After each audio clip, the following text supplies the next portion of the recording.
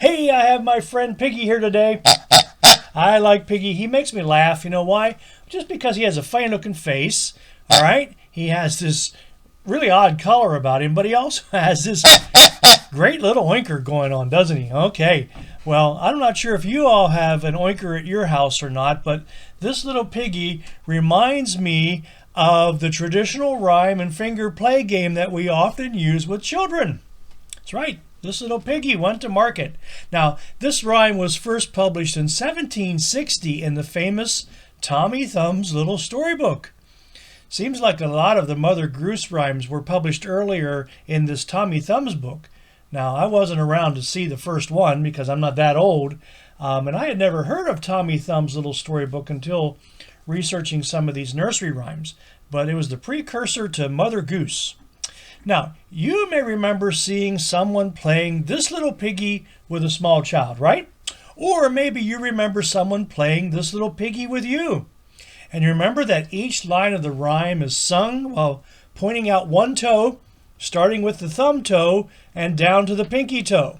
And it would be, this little Piggy went to market, this little Piggy stayed home, this little Piggy had roast beef, this little Piggy had none, and this little Piggy cried, wee, wee, wee, all the way home. And then you tickled the foot on the line, wee, wee, wee, all the way home. Of course, we did it to the foot and not to our hands. Just showing you that as an example, because I can't hold my foot up here this high for you all to see. Probably hurt myself. So, I have some questions.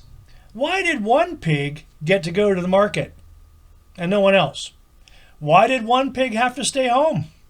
And do pigs really eat roast beef? And why wasn't the one pig allowed to eat? Oh my. I guess we don't want to read too much into this. Perhaps it was just meant to be a fun rhyme and to give someone the opportunity to tickle someone else's feet. Do you like to laugh when your feet are tickled? Or maybe you don't like to laugh, but do you have to laugh when your feet are tickled? Yeah, many of us do. Do you enjoy laughing? Well, yes, many of us enjoy laughing. You know that I like to laugh, and I take great delight in seeing people laugh, including you. Now, the Bible has some very good things to say about laughter. In Job chapter 8, verse 21, the verse says, He will fill your mouth with laughter. I'm talking about God. Shouts of joy will come from your lips. Now, you got to remember that this was written and said to Job, who had lost so much in his life. But he needed to hear these words, that someday, even after bad times, or if you experience bad times in life, there will be times for laughter and shouts of joy. And so I'm sure that was an encouraging word for Job to hear. Proverbs 17:22 says, A cheerful heart makes you healthy, but a broken spirit dries you up. Well, healthy hearts are good, don't you think?